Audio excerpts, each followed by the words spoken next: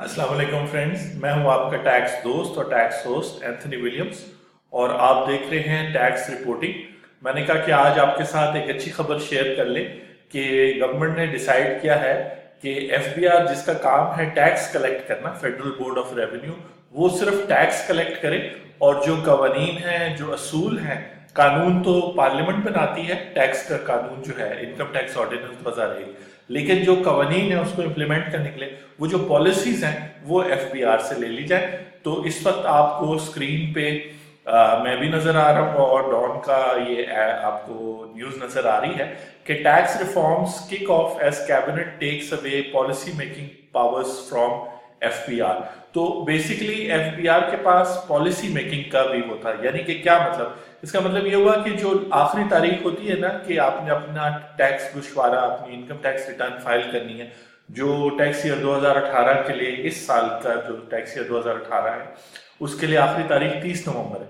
पहले ये 30 सितंबर थी, अब ये 30 नवंबर है। तो ये पॉलिसी है कि एफबीआर ने डिसाइड किया कि आखिरी तारीख क्या होनी चाहिए। जाहिर बात है, अभी तक आज है 9 नवंबर 2018, तो आज तक उनके पास तकरीबन कोई 5 लाख टैक्स रिटर्न आई हैं, 6 लाख शायद आई हो अब तक, इस तारीख तक। तो अभी 20 दिन रहते हैं आखिरी तारीख में टैक्स रिटर्न फाइल करने में। तो शायद एफबीआर डिसाइड करे कि नहीं, हमने तो 10 लाख टैक्स रिटर्न लेनी है, पिछले साल भी हमने इतनी ली थी, उससे ज्यादा ही लेनी है। तो जो है उस परफॉर्मेंस को शो करने के लिए वो तारीख को बढ़ा दे। तो ये जो पावर्स हैं ये एफबीआर से ले ली जाएंगी आने वाले दिनों में। और सिलसिला क्या है?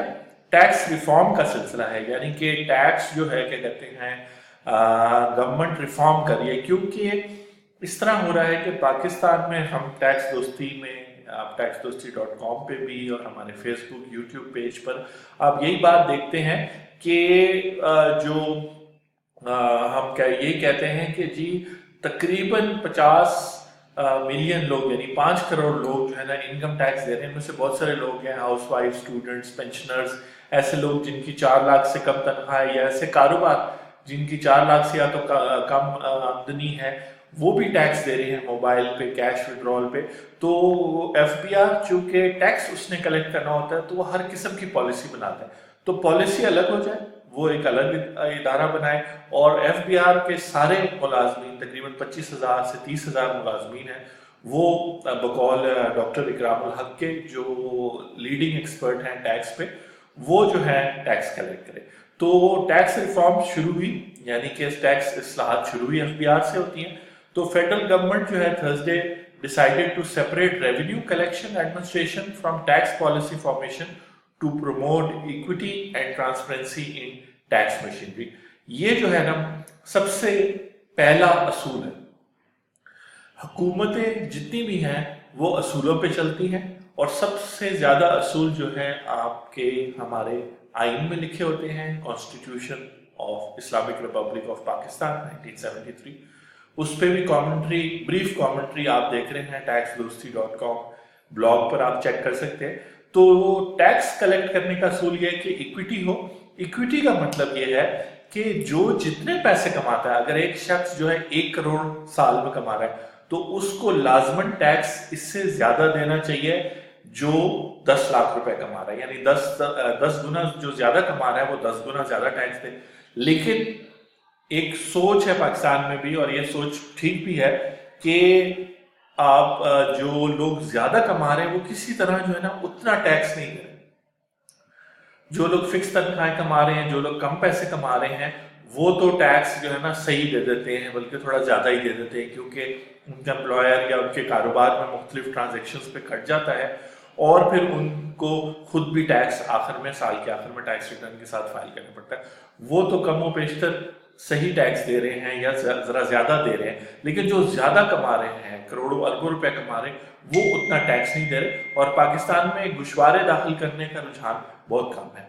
तो असूल पहला यह है कि सबसे पहले इक्विटी, प्रमोट इक्विटी, यानी कि ये असूल सामने आना चाहिए कि जो ज्यादा कमाए वो ज्यादा टैक्स दे, चाहे वो सैलरी से कमा रहा है, बिजनेस से कमा रहा है, रेंट से कमा रहा है, वो प्रॉपर्टी बेच के कमा रहा है। जो शख्स जितना ज्यादा कमा, जो जितना अमीर है उतना ज्यादा टैक्स दे, ताकि फिर हुकूमत के पास, फेडरल और प्रोविंशियल दोनों हुकूमतों के पास इतने पैसे हों कि वो लोगों की ज़रूरियात, हॉस्पिटल, तालीम और लॉ एंड ऑर्डर पेश कर सकें। दूसरा, ट्रांसपेरेंसी, यानी कि ये ना हो कि एमनेस्टी स्कीम इशू हो जाए। एमनेस्टी स्कीम ये होती है कि आपसे पूछा नहीं जाता कि ये जो आपने एसेट बनाया था, असासा बनाया था, ये आपने कैसे बनाया था, आपके वो आमदन क्या थे, आपने जायज पैसों से लीगल तरीके से कमाए या नाजायज यानी इलीगल तरीकों से पैसे कमाए। तो वो सारा जो है क्या कहते हैं एमनेस्टी स्कीम में कवर हो जाता है। तो वो ट्रांसपेरेंट नहीं होता, वो हिडन होता है। ट्रांसपेरेंट का मतलब है साफ पता चले टैक्स डिपार्टमेंट को, एफबीआर को, बेशक पब्लिक को ना पता चले लेकिन गवर्नमेंट को पता हो कि इस शख्स की ये सोर्स ऑफ इनकम है और यहां से पैसे आए, इससे उसने वो असासे बनाए या ये खर्चे किए और ये जो है ना उसके लिए। तो ये डिसीजन ले लिया गया है इमरान खान साहब ने, और जितने भी इकोनॉमिक डिवीजन है, एफबीआर है, स्टेट बैंक है, उन सारों को बताया जाएगा और आहिस्ता आहिस्ता, एकदम से तो नहीं लेकिन आहिस्ता आहिस्ता ये पावर जो है वो, और एक नया इदारा बनाया जाएगा, उसके कवानीन बनाए जाएंगे, उसके भी असूल बनाए जाएंगे कि वो कितने हद तक पॉलिसी बना सकती है। क्योंकि टैक्स लगाना जो है वो पार्लियामेंट का काम है, वो सिर्फ हुकूमत नहीं बल्कि जो ऑपोजिशन और पार्लियामेंट मिल के जो है ना आपका जो बजट होता है, सालाना बजट, वो इसलिए उनके भी वोट उसमें होते हैं कि ये एक ऐसा कानून है जो पूरे मुल्क पे लगता है और लोगों की जेबों से पैसे, आपकी मेरी जेबों से पैसे लिए जाते हैं।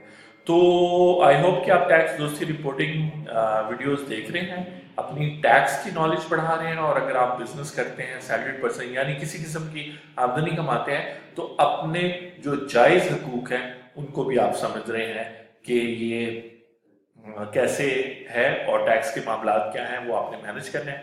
तो यहाँ खबर में बताया गया कि एक सेपरेट कमेटी बनेगी, उसमें टैक्स एक्सपर्ट्स होंगे। मुझे उम्मीद है कि डॉक्टर इकरामुल हक और बड़े बड़े जो टैक्स के चार्टर्ड अकाउंटेंट्स, वकील और एक्सपर्ट्स हैं उनको बुलाया जाए, और शायद टैक्स दोस्ती को भी बुला लें कि हम भी जो इंडिविजुअल लोग हैं जिन बेचारों को जो है ना, जिन पे सबसे ज़्यादा जो है ना मुश्किल आती है, उनकी बात हम बता सकें। तो ये जो रिफॉर्म्स पीटीआई का मंशूर था कि एफबीआर को एक ऑटोनमस बॉडी बनाएंगे, बिल्कुल सही बात है कि जहां हुकूमत जो है ना बिला वजह हर वक्त, आपने देखा होगा एक्चुअली अगर आपका टैक्स से किसी तरह भी ताल्लुक है कि पेट्रोल की प्राइस हर महीने ज्यादा कम होती है, वो तो एक पूरा इदारा है, लेकिन उसके अंदर जो टैक्स है वो भी कम ज्यादा होता रहता है। सुप्रीम कोर्ट ने इसका नोटिस भी लिया था पिछले दिनों। तो ये नहीं होना चाहिए कि एफबीआर के पास पावर हो के जो है अगर उसको टैक्स कलेक्शन में यानी पूरे मुल्क से टैक्स उससे कम कलेक्ट हो रहा है, क्योंकि बड़े जो टैक्स कमाने इनकम कमाने वाले वो टैक्स नहीं दे रहे, तो फिर आम आबादी पे, मिडिल क्लास लोगों पे जो है ना वो ये बोझ डालते हैं। तो इसीलिए पीएम खान साहब ने कहा था कि I will start with FBR, यानी कि बात उन्होंने ये की थी कि एफबीआर के साथ शुरू करें।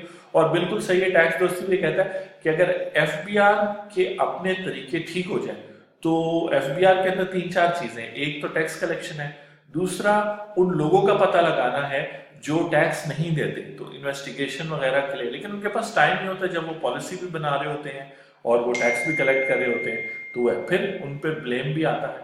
और इसमें लिखा है कि उन्होंने कि many attempts have been made, पहले भी ऐसा हुआ 1980 से 1990 की दिहाई में मुख्तलिफ कमेटीज बनती रही, और डॉन का आर्टिकल है तो बहुत अच्छे तरीके से उन्होंने हिस्ट्री भी बताई है, सारी चीज़ें बताई हैं। जो प्रेजेंट चेयरमैन है एफबीआर के वो हैं जाजिब खान, और उन्होंने भी जो है ना मुख्तलिफ चीज़ें बताई हैं कि वो क्या करेंगे। लेकिन जो शख्स का एक और असूल है कि अगर आपका अपना मामला हो तो अपने मामले के बारे में आप जो राय देंगे उसमें आपका पसे पर्दा, आपका फायदा, कुछ ना कुछ फायदा होगा। क्यों? क्योंकि आप ये तो नहीं कहेंगे कि जी मुझे फांसी पे चढ़ा दें या मैं 100% गलत था, आप अपने आप को डिफेंड करने की कोशिश करेंगे।